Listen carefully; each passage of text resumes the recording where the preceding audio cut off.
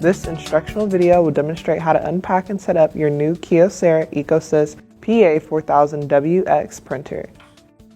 Open the box and remove the packaging material, accessory box, power cord, and safety guide. Be careful and lift the machine out of the box by the shipping bag and place it on a flat surface. Remove the plastic shipping bag. Remove all packaging tape and any additional packing material. Push this button on top of the printer to open the front cover and remove the packaging tape with the yellow instruction sheet. If you have purchased additional paper feeders, PF1100, place the printer on top of the extra paper feeder.